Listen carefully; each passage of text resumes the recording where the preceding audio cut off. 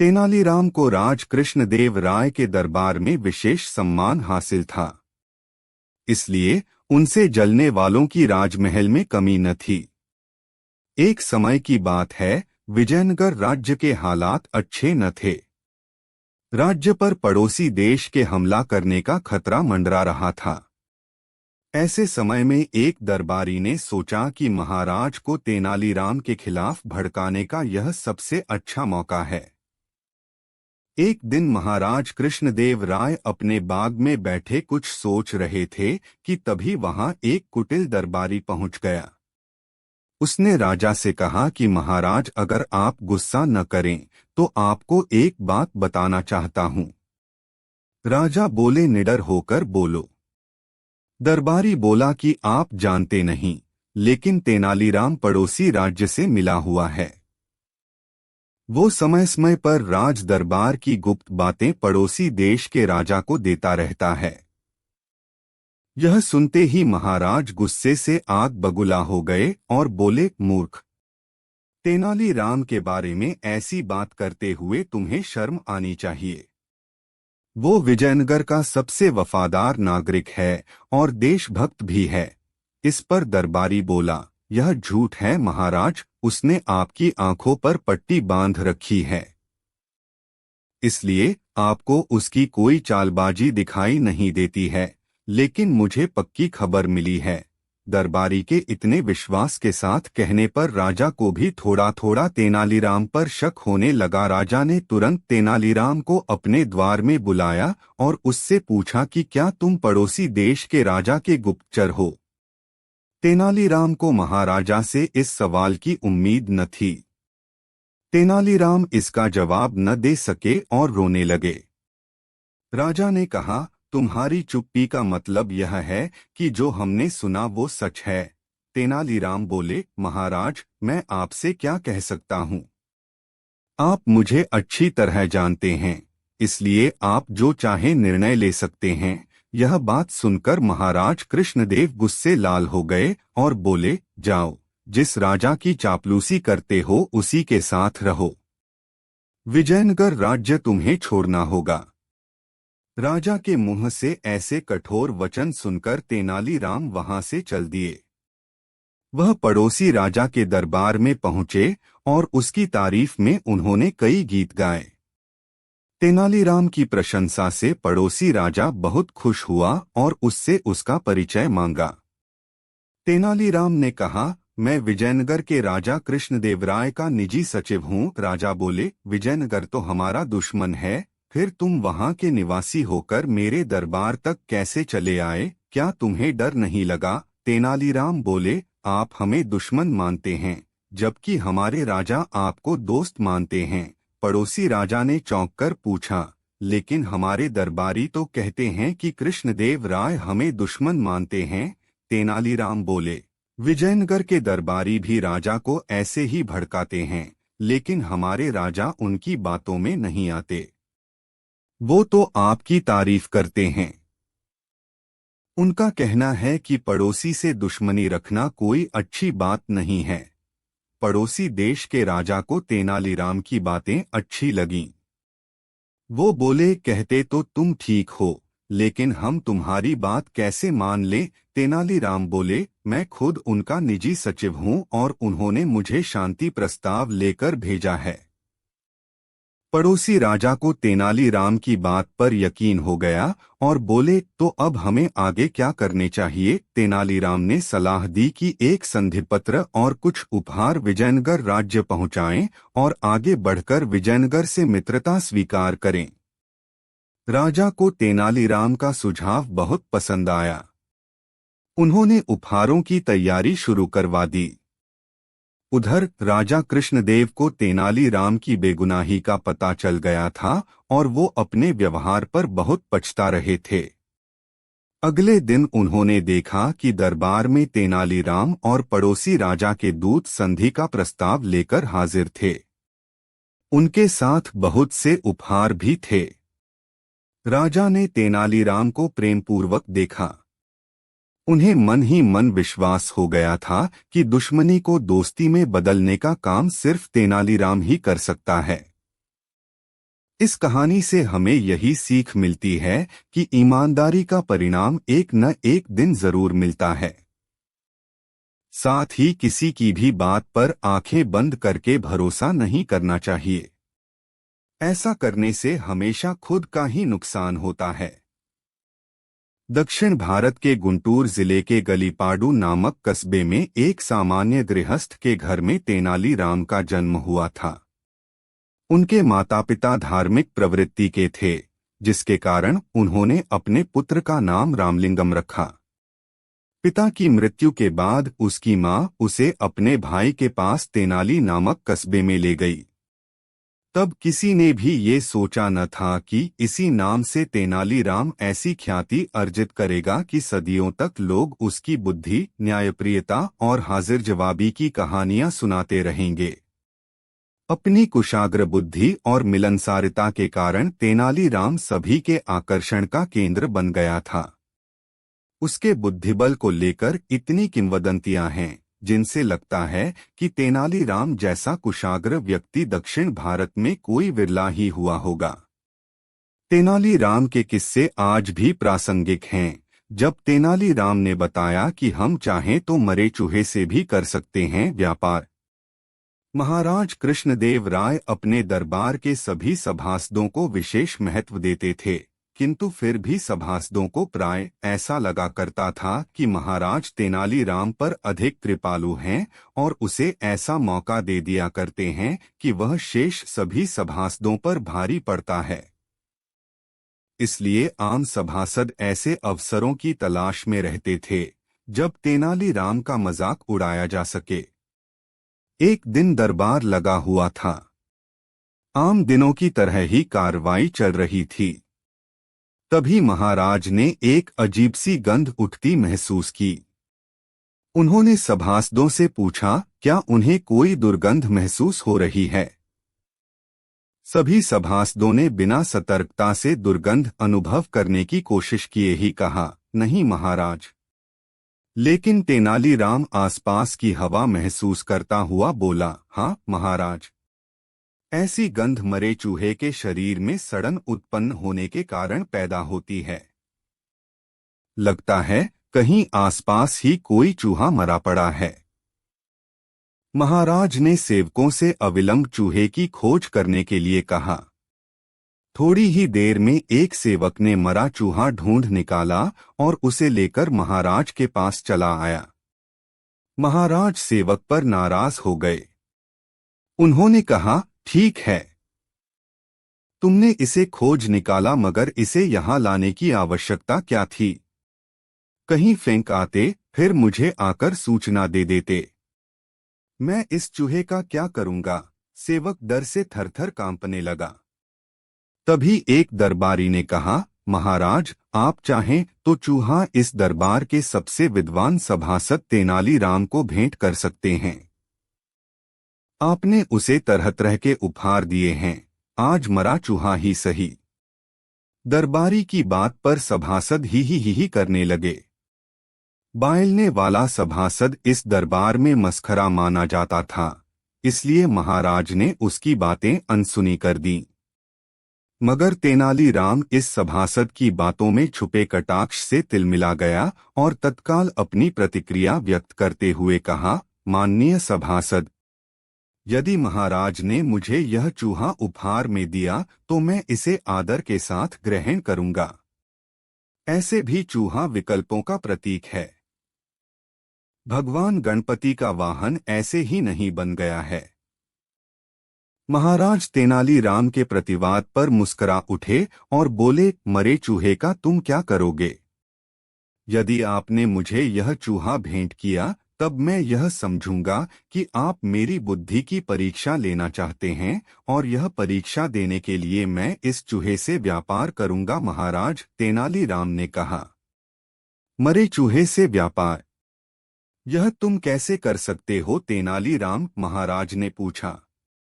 महाराज, संसार की प्रत्येक वस्तु का कोई न कोई उपयोग है, कुछ भी व्यर्थ नहीं है। मैं इस मरे चूहे को किसी सपेरे को बेच आऊंगा और उससे गुड़ खरीद लूंगा। गर्मी का मौसम है। मैं गुड़ को पानी में मिलाकर मीठा पानी बेचूंगा। इससे जो पैसे मिलेंगे उससे चना खरीदूंगा और चना बेचकर चने से बने पकवान बेचकर पैसा कमाऊंगा और उन पैसों से बड़ा रोजगार आरंभ करूंगा, तेनालीराम ने कहा। महाराज तेनालीराम की बातें सुनकर प्रसन्न हुए और सभासदों से कहा, तेनालीराम की यही तर्क बुद्धि उसे तेनालीराम बनाती है। हमें इस बात का गर्व है कि हमारे दरबार में तेनाली जैसा बुद्धिमान सभासद है। मैं आज इसके उत्तर से इतना संतुष्ट हूँ कि इसके लिए स्वर्ण मूषक पुरस्कार की घोषणा करता हूँ तथा राज्य के कोषाध्यक्ष को आदेश देता हूँ कि तेनालीराम को पुरस्कृत करने के लिए 5 तोला सायने का चूहा बनवाकर दरबार को यथाशीघ्र सौंपे। महाराज के इस आदेश का पालन हुआ। उस दिन दरबार में महाराज ने तेनालीराम को सोने का चूहा पुरस्कार में देकर उसे अपने गले से लगा लिया। तेनालीराम के आलोचकों को महाराज की ओर से दिया गया यह एक करारा जवाब था। कारगर तरकीब। जब तेनालीराम ने पूरी सभा को मूर्ख बनाने की चुनौती ली और विजयी भी हुए। तेनालीराम अपनी मेधा के बूते विजयनगर के दरबार का सबसे लोकप्रिय सभासद बन चुका था। एक साधारण विदूषक ने इतनी तरक्की कर ली थी कि उसके सहकर्मी सभासद उससे ईर्ष्या करने लगे थे। तेनालीराम को किसी चीज का अभाव नहीं था। प्राय दरबार में महाराज उसकी बातों से प्रसन्न होकर उसे कुछ न कुछ देते रहते थे। सहकर्मियों की ईर्ष्या का यही कारण था। एक दिन दरबार में इस बात की चर्चा आरंभ हो गई कि कोई किसी को कितनी बार मूर्ख बना सकता है, 1 बार, 2 बार या बार बार। अधिकांश सभासदों की राय थी कि कोई भी व्यक्ति किसी को 1 बार तो मूर्ख बना सकता है, बार बार नहीं। तेनालीराम चर्चा के प्रति उदासीन था और चुपचाप बैठा हुआ था। महाराज कृष्णदेव राय स्वयं इस चर्चा में रुचि ले रहे थे। अचानक उनका ध्यान इस बात की ओर गया कि तेनालीराम चर्चा में भाग नहीं ले रहा है तथा उदासीन भाव से अपने आसन पर इस तरह बैठा हुआ है मानो इस चर्चा का कोई अर्थ ही न हो। सारा दरबार एकमत हो गया कि कोई भी व्यक्ति किसी को 1 बार ही मूर्ख बना सकता है। स्वयं महाराज ने यह बात निष्कर्ष के रूप में कही, मगर तेनालीराम तब भी शांत रहा। शेष सभासद महाराज की हाँ में हाँ मिलाते रहे।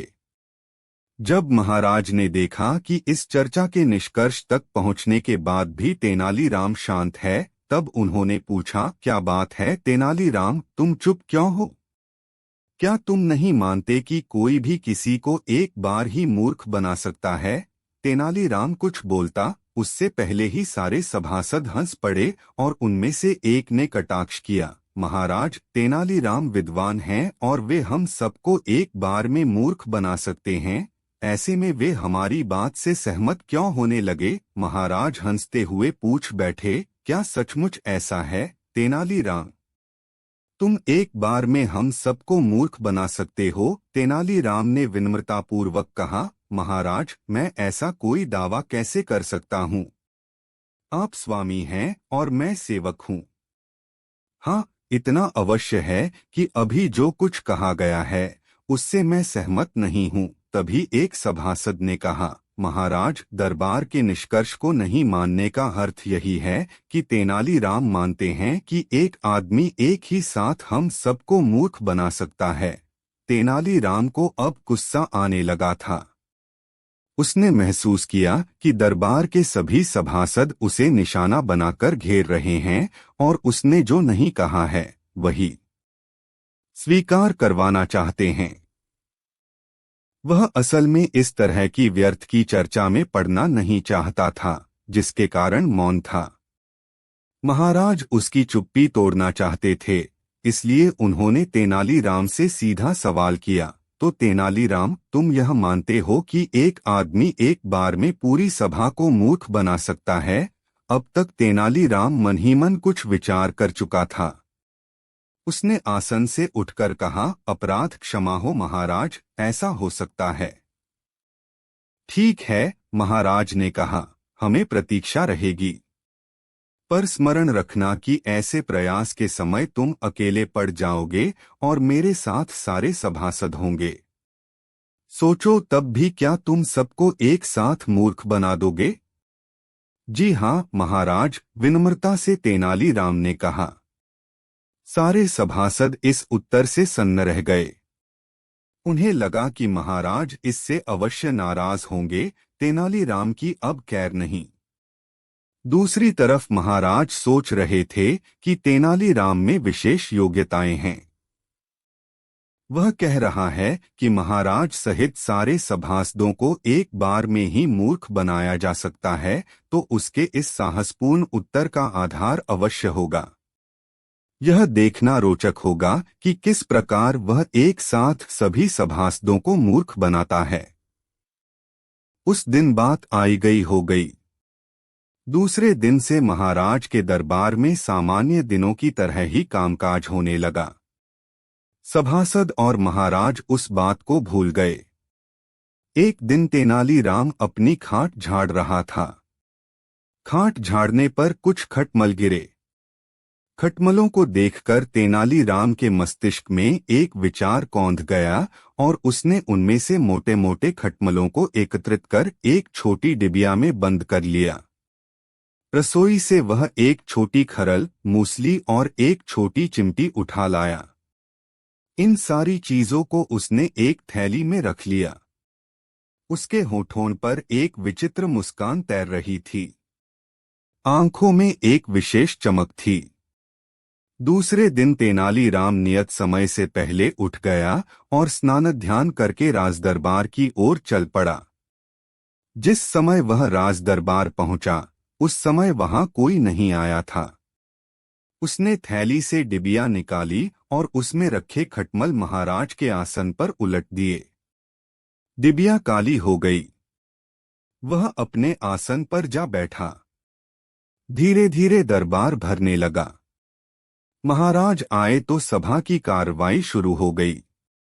कार्रवाई अभी थोड़ी देर ही चली थी कि महाराज को एक खटमल ने काट लिया। महाराज ने पहलू बदला। थोड़ी राहत महसूस की कि फिर खटमल ने उन्हें काट लिया। महाराज बेचैन हो उठे। उन्होंने क्रोध भरे स्वर में पूछा, मेरे आसन पर खटमल कहाँ से आ गए? एक सभासद ने कहा, महाराज खटमल तो कहीं से भी आ जाते हैं और आए गए तो जिस खाटखटिया में पनाह लेते हैं उसे छोड़ते भी नहीं हैं। मानव रक्त ही इनका आहार होता है, इसलिए ये ऐसी ही जगह पर बसेरा बनाते हैं जहां मनुष्य बैठता या सोता है। कोई इन खटमलों से बचने का उपाय जानता हो तो कुछ करे। सभासद मौन हो गए। थोड़ी देर बाद एक सभासद ने कहा, सिंहासन पर गर्म पानी उड़ेलने से थोड़ी राहत मिल सकती है। महाराज ने आवेश में कहा, राहत नहीं, छुटकारा चाहिए। स्थायी निदान बताएं। सबको मौन देखकर तेनालीराम बोला, महाराज मेरे पास इस समस्या से मुक्ति का एक रामबाण निदान है, जिसे आजमाया जाए तो खटमलों से मुक्ति मिल जाएगी। एक लगनशील व्यक्ति मेरे इस रामबाण निदान से करोड़ों खटमलों को मार सकता है। सभासद तेनालीराम की बात सुनकर चौंक पड़े। महाराज ने तेनालीराम की ओर अविश्वास से देखा और पूछा, क्या ऐसा हो सकता है तेनालीराम? जी हाँ महाराज, मेरी इस रामबाण तरकीब को आजमा कर देखें। मेरी बात गलत साबित हो जाए तो मैं 1,000,000 स्वर्ण मुद्राएं दंड के रूप में राजकोष में जमा कराने का वचन देता हूँ। महाराज ने कहा, ठीक है, तुम तरकीब आजमा कर दिखा दो। लेकिन महाराज मेरी तरकीब ठीक निकली तो मुझे क्या मिलेगा?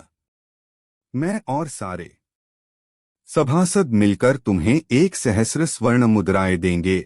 अब तेनालीराम महाराज के आसन के पास गया और आसन को थोड़ा उठाकर झटके से छोड़ा। 1-2 खटमल झटके से नीचे गिर गए। तेनालीराम ने अपनी थैली से चिमटी निकाली और एक खटमल को पकड़कर खरल में डालकर मूसली से कुचल दिया। फिर कहा, महाराज, यही है वह रामबाण तरकीब। आप चाहें तो इस तरह पकड़कर करोड़ों खटमलों को मारकर उनसे छुटकारा पा सकते हैं। अरे, यह तो ठगी है, महाराज ने चकित होकर कहा। तेनालीराम ने विनम्रतापूर्वक कहा, महाराज, मैंने इस भरी सभा में जो बात कही उसका अक्षरश प्रयोग किया और जिस रामबाण विधि का प्रदर्शन किया उसे कोई गलत साबित नहीं कर सकता, इसलिए मैं शर्त जीत चुका हूँ। आगे आपकी इच्छा। महाराज ने स्वीकार कर लिया कि तेनालीराम शर्त जीत चुका है तथा उसे तत्काल राजकोष से 1,000 स्वर्ण मुद्राएं देने का निर्देश देते हुए उन्होंने राज्य कोषागार के प्रधान से कहा, सभासदों के मासिक वेतन से इसकी आधी राशि प्राप्त कर ली जाए। सभी सभासदों के वेतन से समान राशि काटी जाए। क्यों? उन्होंने सभासदों की ओर उनकी सहमति जानने के लिए प्रश्न किया। सभी सभासदों ने कहा, ठीक है महाराज, हमें स्वीकार है। इसके बाद पुनः अपने आसन से तेनालीराम उठा और ऊंचे स्वर में कहा, महाराज, धृष्टता क्षमा करें। कुछ दिन पूर्व इसी सभा में मुझसे प्रमाणित करने के लिए कहा गया था कि एक आदमी महाराज सहित पूरी सभा को मूर्ख बना सकता है। इसी शर्त का आज मैंने साबित